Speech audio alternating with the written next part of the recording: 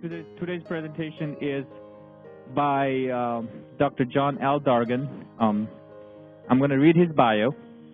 Dr. Dargan leads operations research for the Science and Technology Directorate, Components, and the Joint Task Forces. He's the SNT principal for the Joint Requirements Council, the headquarters coordination group for resource planning guidance, and the Strategy and Policy Executive Committee at Homeland Security. Over 31 years, Dr. Dargan has served in multiple federal agencies and private industries, leading joint coalition and interagency team in analytics, acquisition management, cybersecurity, distributed modeling and simulation, engineering, information technology, and systems development. Prior to joining Homeland Security SNT, he worked in private industry as systems engineering consultant, supporting agile systems design and testing programs within the Department of Defense and Department of Homeland Security. Dr. Dargan earned his Bachelor's of Science in Electrical Engineering from Clemson University, a Master's of Science in Electrical Engineering from the Air Force Institute of Technology, and Doctors of Philosophy in Systems Engineering from the George Washington University. Dr. Dargan is also an adjunct professor at the George Washington University. He's teaching master-level courses in cybersecurity, compliance, and policy. So without any further ado, I want to welcome Mr. John Dargan. Thanks. Thank you, Sabah. Thank you. I'm not sure this, can you hear me? Do you have the slide? So, if you push down. You got to load me up? Okay. Well, while he's loading up, I want to thank you for inviting me to present tonight. Thank you, Ruchira. Thank you, Subhash. As you heard from my biography, I work in Homeland Security Science Technology Directorate. Particularly, I run the Operations and Requirements Analysis division within Science Technology. Oh, okay. All right. Okay.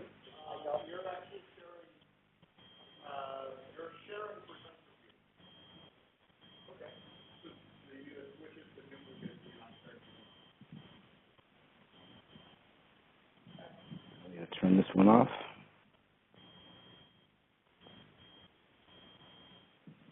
Can you hear me? Good.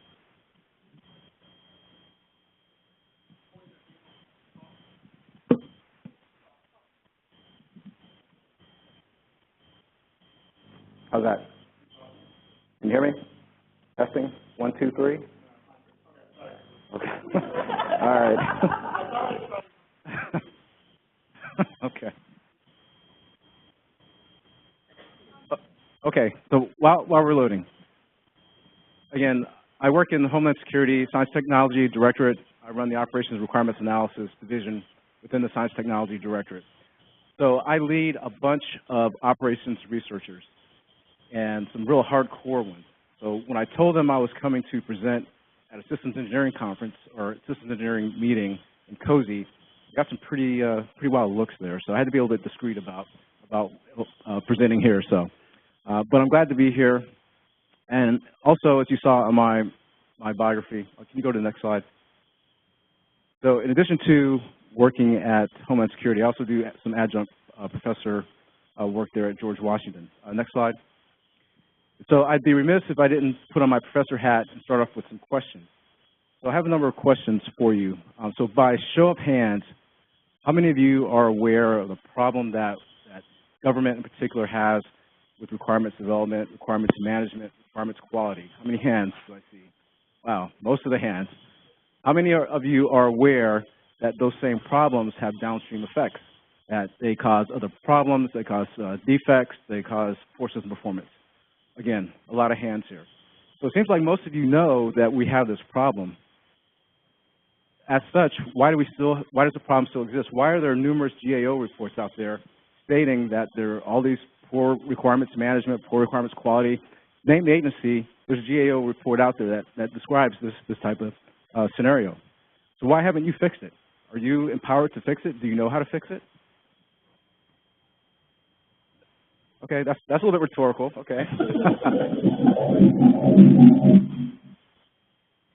So part of being able to to correct or address an issue, we have to, sometimes it takes more than just having a cerebral knowledge or understanding that something needs to be corrected.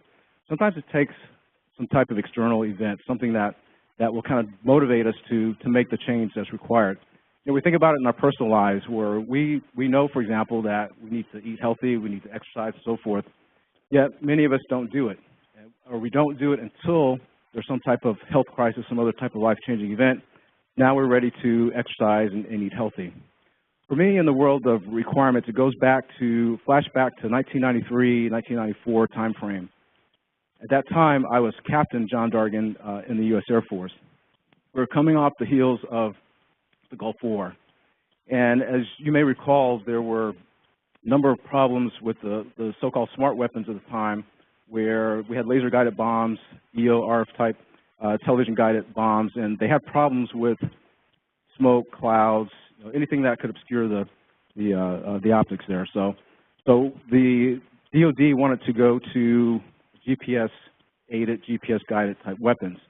And I was put in charge, or actually I was selected to be the lead engineer of this 4-star general directed demonstration project to show that GPS weapons could be, that we could actually develop GPS weapons and that they could be effective.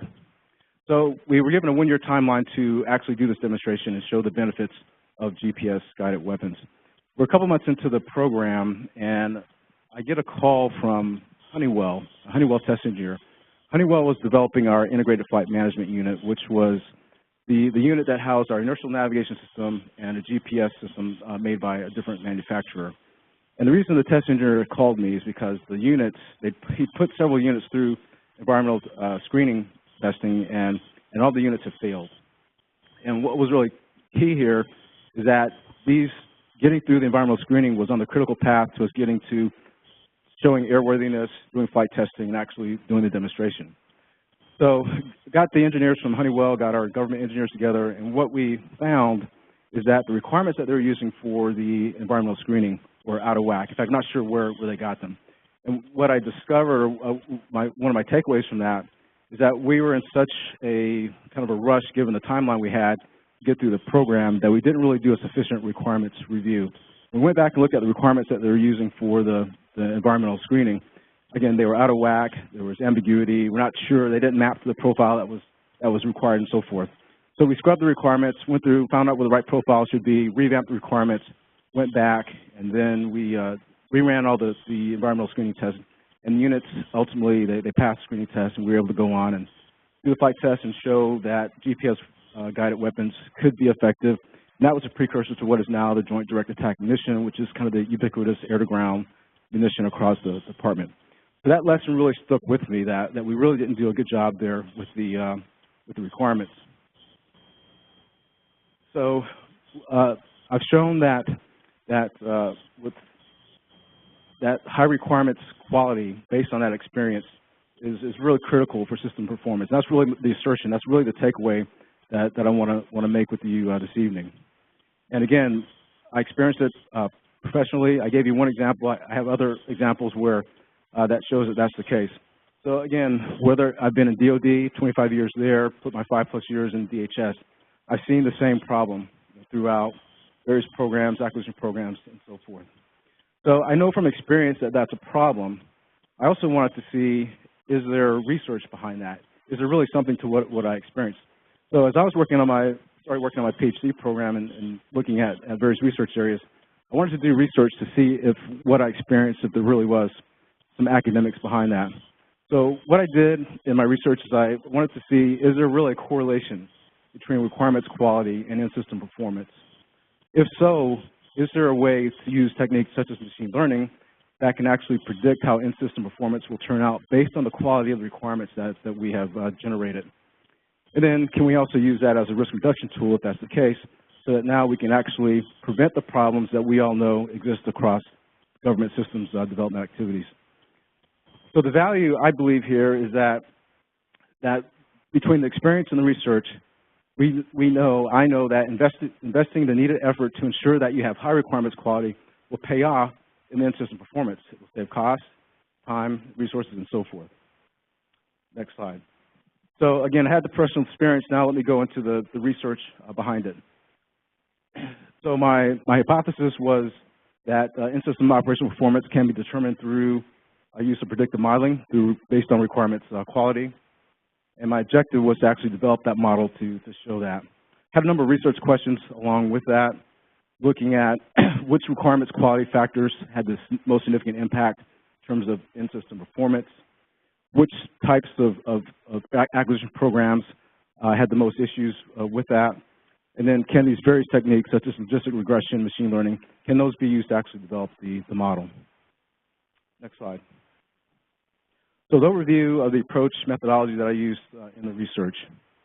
I started by looking at number of acquisition programs, both in the DoD and the DHS.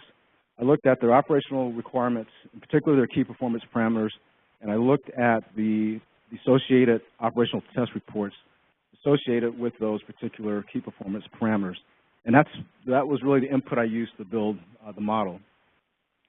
The other thing I used is that there are a number of linguistic tools out there, assessment tools, to determine the requirements quality. In this case, I used the CASPATH, but there's several other tools out there that could have been used. And I looked at 5 particular linguistic quality defects, and from incomplete, untestable requirements of A, compound requirements, and so forth.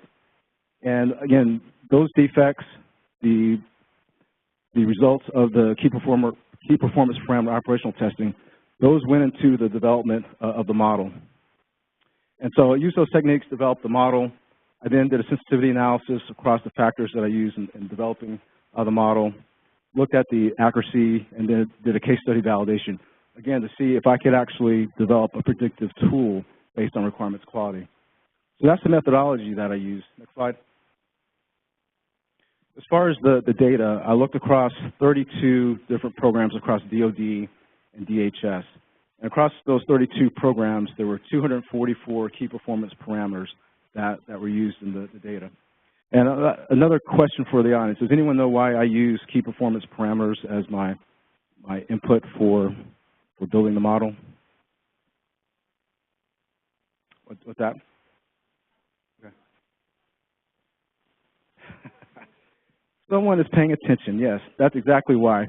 Because I wanted to know if that particular parameter actually passed the test.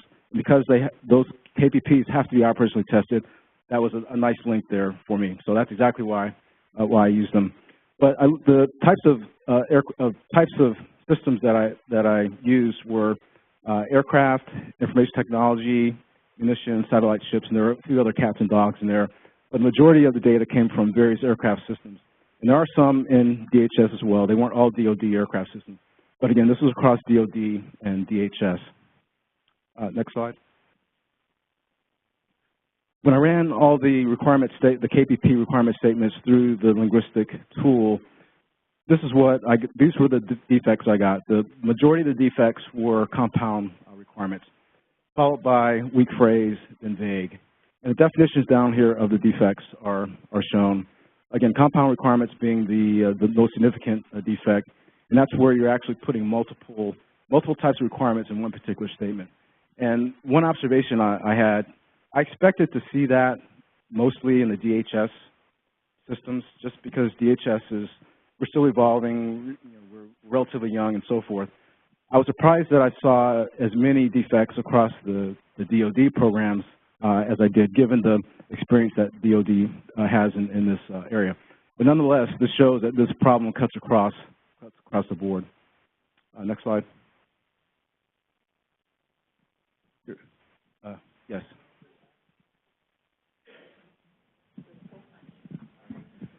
I'm really interested. That last bullet was incomplete requirements. And I'm just wondering, how can you identify incomplete requirements with a linguistic analysis? Maybe I don't understand what linguistic analysis is. Oh, okay. So the particular tool I use is called the CASPATH tool. And again, there are a number of tools that do similar type have similar type algorithms.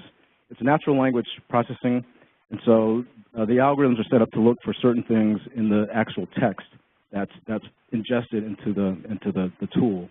And so based on the algorithms, and there's a little bit of room to play with the parameters that the user can use to play with the parameters there. but it looks at the text that goes in with the particular requirement, and it's looking for, again, the multiple requirements. And based on the if you can go back to the previous slide, Sabash. So these definitions down here, that's really what the algorithm is trying to capture.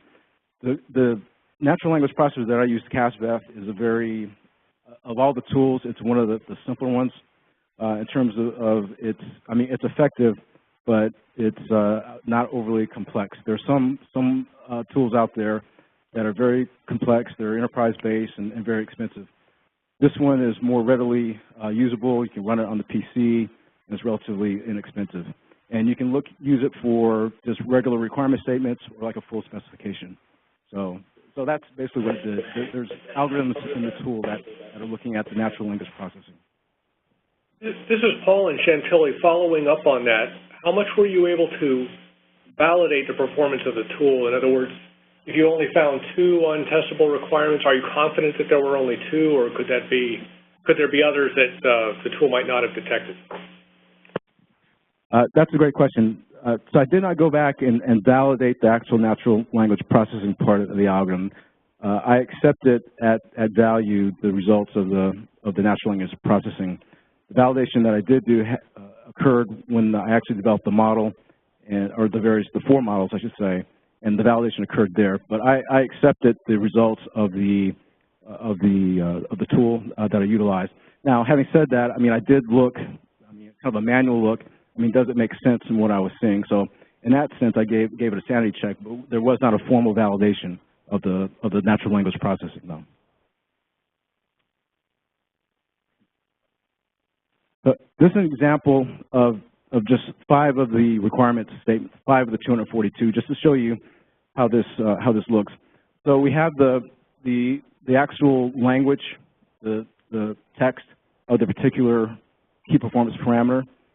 This text was ingested by the natural language processing tool, in this case the CASVF tool, and then these are the results that came out from once the tool had run the algorithms, the natural language processing algorithm on the text statements.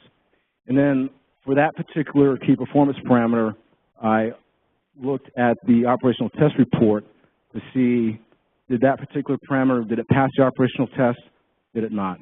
And so this is just a representative of 5 statements of the 242 that I used in the data. Question, this is Kathy Lasky from George Mason. Can you tell us what the numbers mean in the boxes? Yeah, that's just the number of defects that were found. So, for example, in KPP number 1, where the statement is all aircraft modifications shall meet all FAA supplemental type certificate and airworthiness requirements. So, based on the ingest from the CASVF tool, there were no incomplete defects, no untestable, no weak phrase, but there were 2 vague findings and 1 compound requirement. So that's the numbers just mean the number of defects that the tool found in the particular statement. And again, this is 5 of the, yes?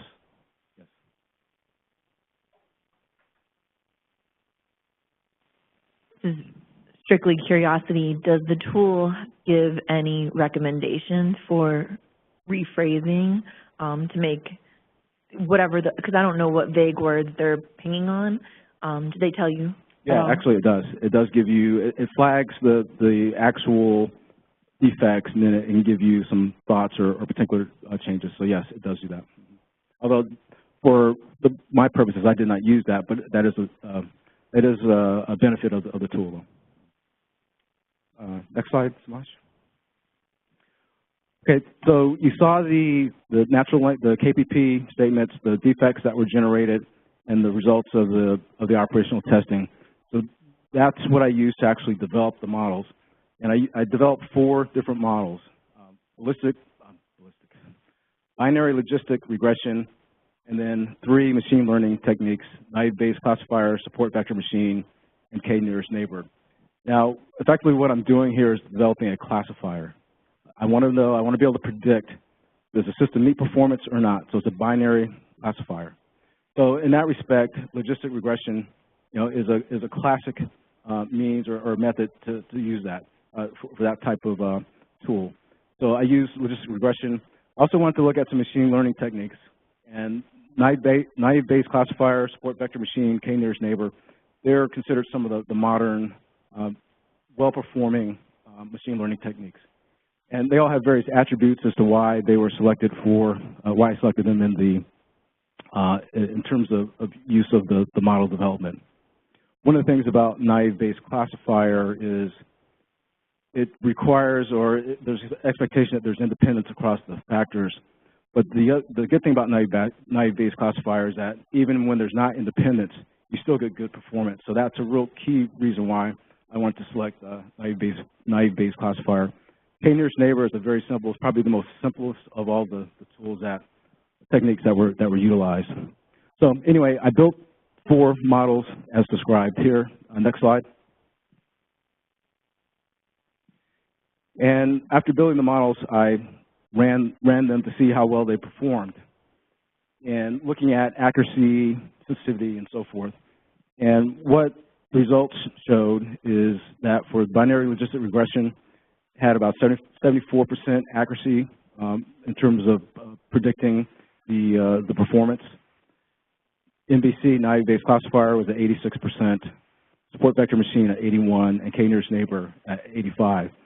And now all the results here are all based on those 242 key performance parameter statements and the resulting operational test results. And I use k-fold validation in the data set to see how well or test how well the model is actually performing. And those are the results there. The other thing that I saw, I looked at sensitivity. There was not much sensitivity across the factors. And then the models can actually generalize pretty well based on external or additional data. Next slide. Another technique for determining how well the models perform is through receiver operating characteristics. And there's a lot of literature out there that describes how to do that, but basically you're developing the confusion matrices for each of the models, and then putting them on this 2-dimensional chart. And it's looking at the dimensions or the axes are the false positive rate and the true positive rate.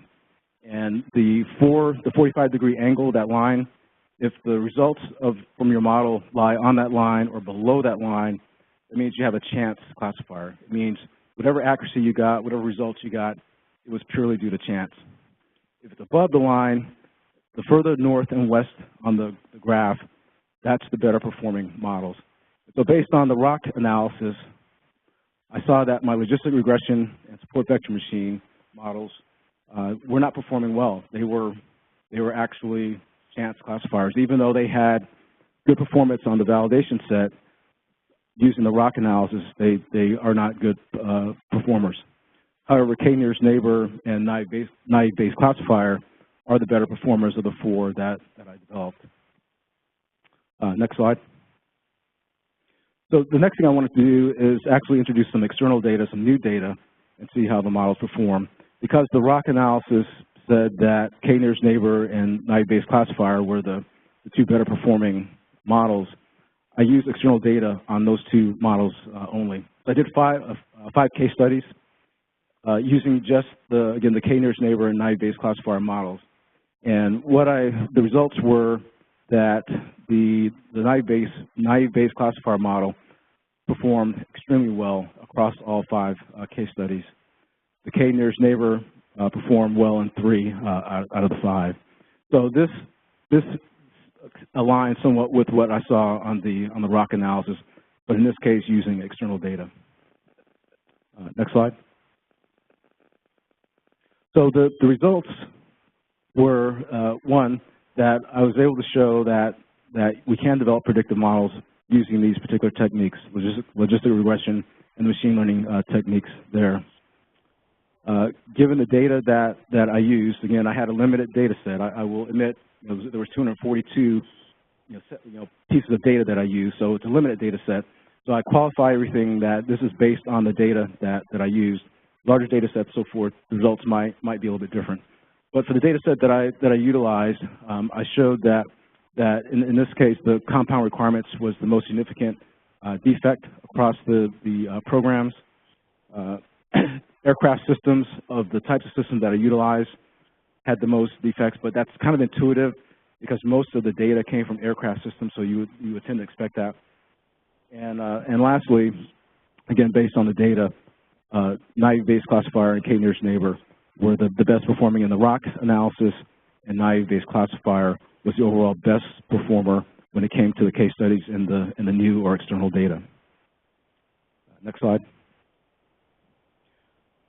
A number of things that I'd like to do to continue and extend this research. One, get a bigger data set, larger data set, and then see how things work. The other thing I want to do is I focus on operational requirements. I now want to look more at system level requirements and see what the relationship is on performance between operational, the decomposition from operational requirements down to system or technical requirements.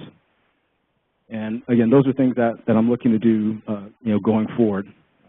Particularly in the position that I'm in now at DHS, I have access to, I'll soon have access to a lot of data that can actually help with this research. Next slide. Okay, I know I've taken a few questions already, but happy to take a few more questions. Yes. So you looked at the false positive, right? Did you look at false negatives too? No, that's the, based on the literature, that was the technique that I used, that I followed there. Okay, all right, thank you.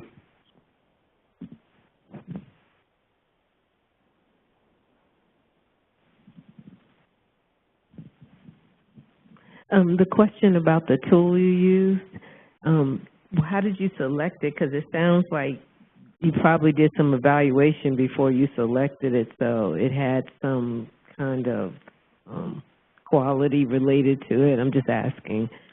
Yeah, actually, in my paper, I actually do a better, kind of a full comparison of, I believe it's 5 tools that I considered, and all the tools that I considered had the capability to do the natural language processing and looking at least those particular defects.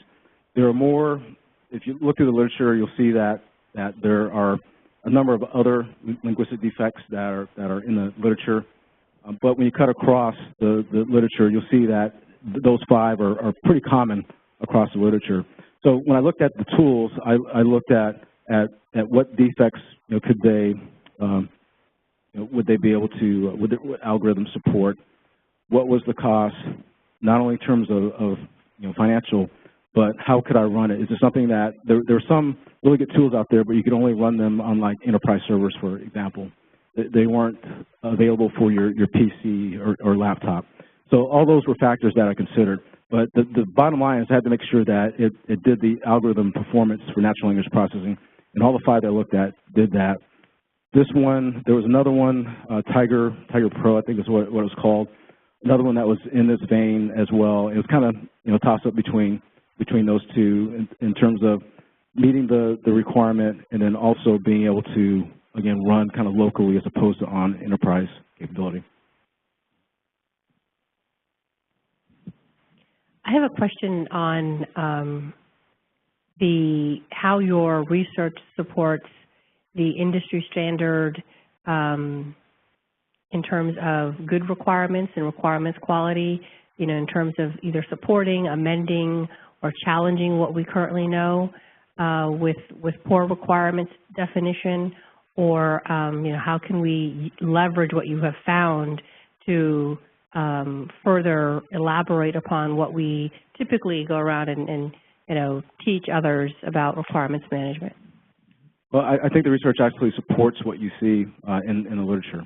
So I don't think I've shattered any of the thoughts or theories out there on this. I think it actually supports it. Going back to one of your earliest slides, the one that you broke down which metrics you use to grade each of the requirements, one of the things that really struck me was that 2 of them, which I think would be considered kind of fundamental to requirements writing, is not having incomplete requirements and untestable requirements seem to have the fewest defects, which makes me, or gives me a little bit of a warm and fuzzy about how DoD and DHS are writing requirements. Do you agree with that assessment? Well, based on again, I had a limited data set. So based on that data set, yes. But again, that's why I want to look at a larger data set to see, is that really true? Again, I made the comment earlier on compound requirements. I was really amazed at some of the DoD programs I saw. There was one KPP, and I don't have it here, but there was one KPP I saw. It was by DoD, I'll say, and actually an Air Force program. I could not believe the KPP. I mean, it was run-on sentence. I mean, it was unbelievable. And that surprised me because I somewhat expected DHS to, kind of do some of that, but I thought DoD had matured beyond that. That one surprised me. But yeah, it would take a larger data set to really be more conclusive to your question. But based on that data set, yes. Mm-hmm. Did you consider, or would you be interested in looking at it with a larger data set, whether a program was considered a success, or to the degree to a program was considered a success, and how high a quality the requirements were that was being developed to? Yeah, that would be interesting. Not something that I did look at, but yes, it would be interesting in future research to kind of look at those next steps there, yes.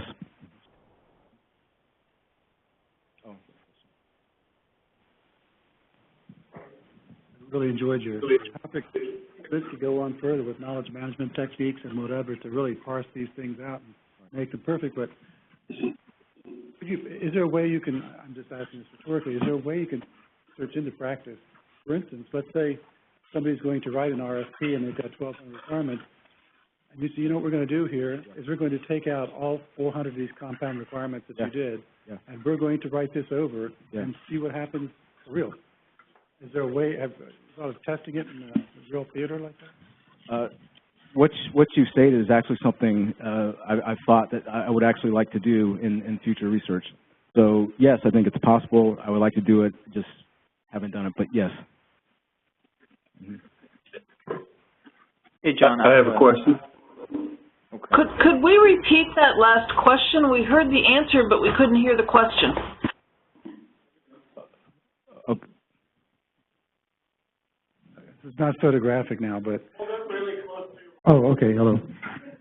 What I was asking was that this is really good research here, and I've worked with a lot of requirements before, and they all come down like this, like kind of a mess. And so what we know here from this exact example here, 180 of these things were compound requirements that were bad, and the others were a lot less. If you were, my question was, could you go into real life, put out an RFP that they were going to put out and say, okay, you have 1,200 requirements, and I noticed that there's 400 compound requirements. What we're going to do is take those out and then see what happens and see if it's better. Could you do that in a real life, try it out kind of thing? Yeah. Do we have any questions online? Just tell me. Yes, I have a question. I'm trying to get at, I guess, the stem of this, that given that the preponderance of the issues were with compound/run-on requirements, would that suggest that perhaps the folks that are developing the requirements are having difficulty describing the complexities of the system in terms of what they think they need? I see, a lot of the aircraft being the biggest, percentage of them. Do you think it's somehow related to that, or is it more a linguistic issue? I think that's possible. One of the things that I saw in the data, or my impression and some of the things I saw in the data was that I believe the reason, at least in some cases, why we had those run-on sentences, particularly the one I described earlier, where this DoD aircraft program had this, continuous run-on sentence. I think it was because both in DoD and DHS, there's a limit on the number of key performance parameters that you can have for a system. And so it looked like they were trying to cram everything into, so they can fit within the 8 limit constraint. So I think that was part of it. But understanding, deciphering that particular requirement, that was, particularly the one I'm thinking of, was really, that'd be really tough, really tough. So, John, I have a question, right? So based on the research outcome, based on the outcome of your research, since you're working in the requirements area for Department of Homeland Security, how have you applied the lessons learned from your research to your actual work? We want to hear about success stories, if there is any. Let me just say it's a work in progress. So, in the position I'm in now, to give you a little bit of background, I'm in the Science Technology Directorate. So the thing that we do is we develop R&D, develop technology to support the operational components within Homeland Security. So we take their whatever operational needs, operational requirements they have, and then we derive technical system type requirements that need research and development associated with it. And we have not had a good history of being able to work on those requirements and actually develop technology, do the R&D that supports our operational component needs. So there's been a recognition of that. Getting back, I mentioned earlier about the GAO reports. We had a number of GAO reports that particularly hit DHS and our Science Technology Directorate for not meeting the requirements that our operational components have and not transitioning technology to meet their demands. So as a result, we've actually, within the Science Technology Directorate, as we speak, we're undergoing a reorganization. And part of that reorganization is to put a large emphasis on requirements. And I'm in that, I'll say kind of the front end of that within science technology. So our Undersecretary, our leadership has acknowledged that if we don't get the requirements right in terms of supporting operational components, then we are providing little, if any, benefit across DHS. So now that there's going to be more of an emphasis on that, and I'm in the role to actually kind of lay out those processes and so forth, I do plan to leverage this, and I also plan to leverage data that I'm going to get, because now I'm going to be on the forefront of all the requirements that are coming through science technology. So I think I'll have an opportunity to do some more research now that I'm going to have more data.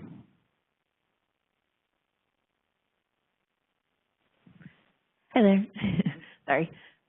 So I'm actually a captain in the Air Force right now, so singing your shoes along. But so as a person who has not had a lot of experience writing requirements, but can see that starting to creep into my responsibilities, but not having any formal training in requirements writing, but realizing that it seems the issue for folks like myself that would have to write requirements is that you're trying to essentially translate what your leadership's, downward directing for you to write a statement of work or a requirement for very technical people you're dealing with, the folks that are going to be designing and building systems for you. So you're essentially trying to translate their needs to what they need to know how to build it. And I'm trying to understand what are your, tips for like a timeline for how long should it take you to write a requirement? Who should you be working with to write those requirements to make sure that they are right for somebody who's really just getting into the requirements writing business to get started? Because it sounds to me like a daunting task if you're kind of just giving it right off the bat. Well, first let me ask, have you taken any courses like either DAU or something along those lines in requirements? No, I haven't. No, and I'm not a system engineer by trade. So students out there. This is Barbara. This is the DC site. I just want to mention that INCOSE has an excellent guide for writing requirements, and it's free to members. You can download it, and it was mentioned at one of the sessions at IS 2018. Highly recommend it. I think it would be worth your time to take a look at that.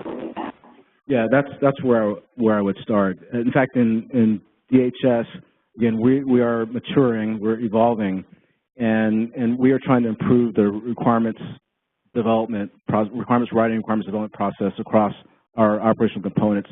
We've just recently offered or built a course in requirements development, and in fact, we're going to have our first students through here go through that course here shortly. But many of the operators that we have in DHS, they don't have this background, they don't have experience in that. So we're trying to improve the overall quality of the requirements coming through DHS. So again, I would start with the education there. There's a lot of online resources.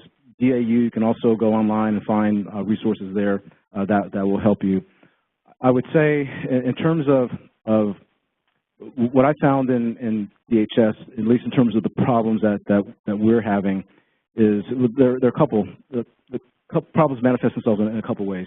One, we within DHS have not done a good job of actually interfacing and listening to our components. So in many cases, we would interpret or either kind of go off on our own what we thought the requirements should be. And more often than not, they did not meet the actual need. So that's why we got a couple black eyes strictly from the GAO from that particular practice. So what we're trying to do now is actually be more objective, do the right type of analysis to actually support the requirements development. So yes, we listen to the operators, but it's more than them just saying, hey, I need X, Y, or Z, because what we find is that oftentimes the operator, they've seen some type of capability or some type of system or some type of solution that they like, and they say, oh, that's what I need, as opposed to looking at it objectively and doing the analysis to say, to let the analysis determine really what the requirements should be more objective in that sense, because many times there are a number of approaches, solutions to address the shortfall, the gap that the operational component may have. But if they just go to, contractor X showed me this system, and that's what I need, and that's often what we've seen. So I mean, I don't know if I answered your question. If you okay, yeah, I would start there. Yeah. So one of the other things it's going to sound cheesy. Sorry. Is if you go onto YouTube and look up writing effective requirements or requirements management process, that's a good way to self-educate.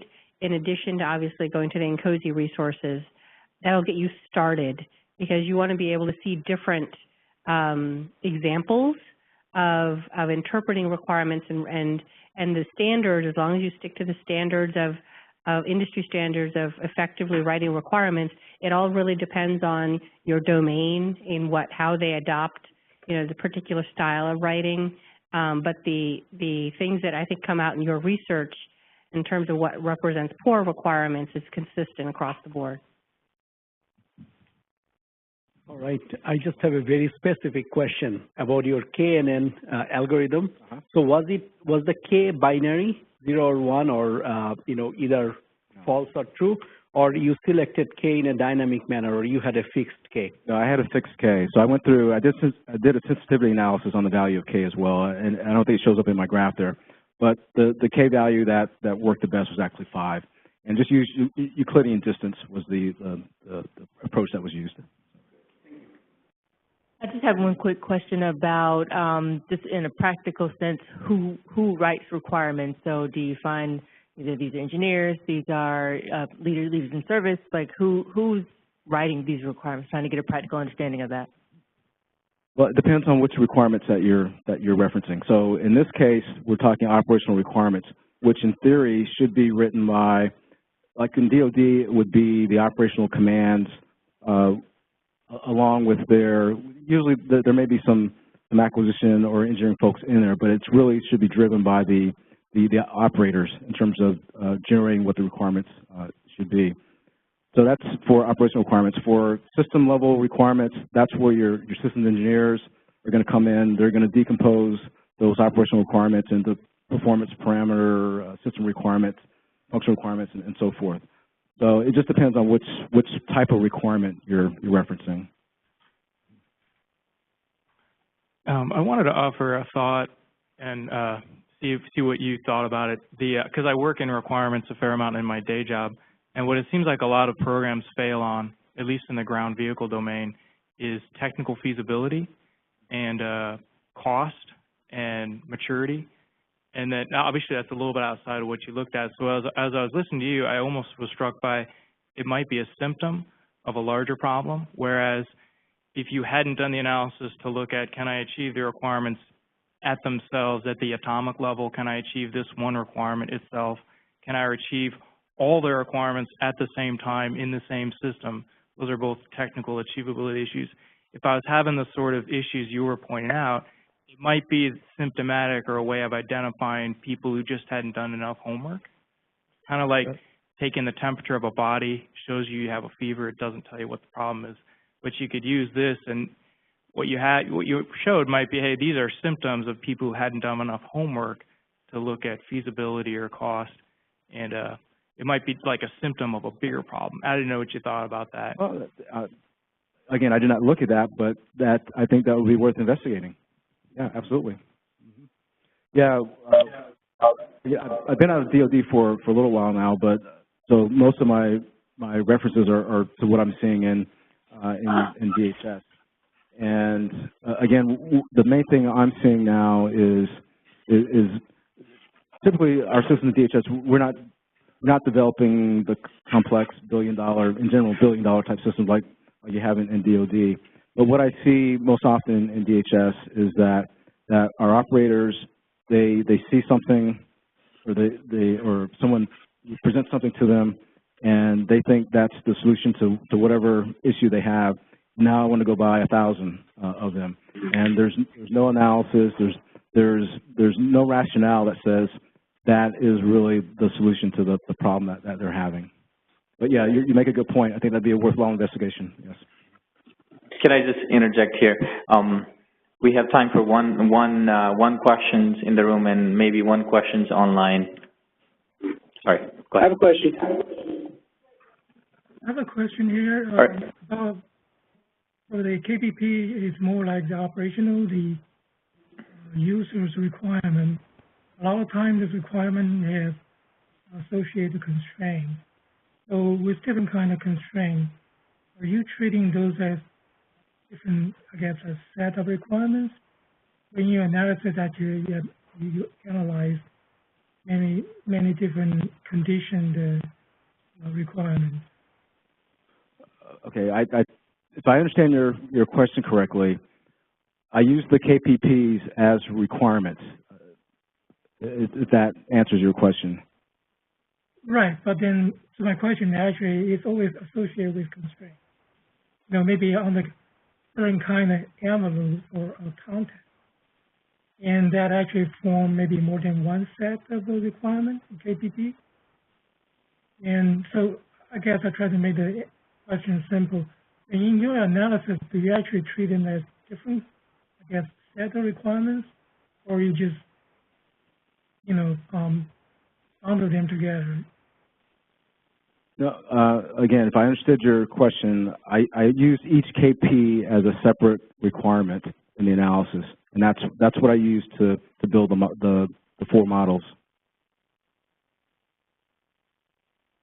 Okay. Yeah, we're having a little bit hard time understanding your question. So if you want to type up your questions and send it to us, we'll make sure John gets that question so he could respond it in a more elaborate fashion. So if you could type up your questions and send it to us, that'd be great. I have a question. I'm online here at DC.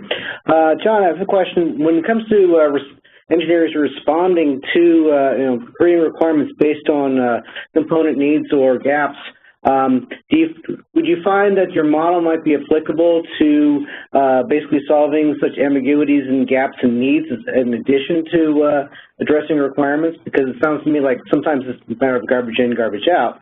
In response to, rather vaguely put in KPPs, you kind of get what you asked for. That's a great question. I have not done that, but that would be interesting research to actually apply this to the various operational gaps. Again, I have not done that, but that seems very interesting as potential future research. Okay, we have a last question for the day in the room.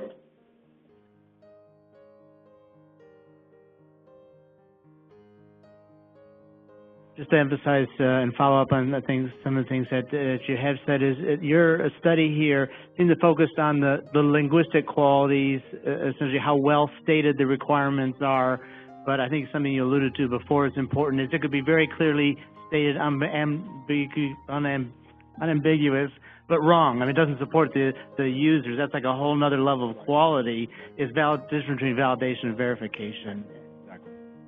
Thank you.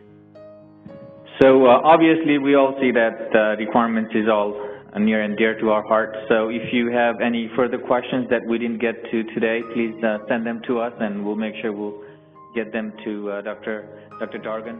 And before we let you go.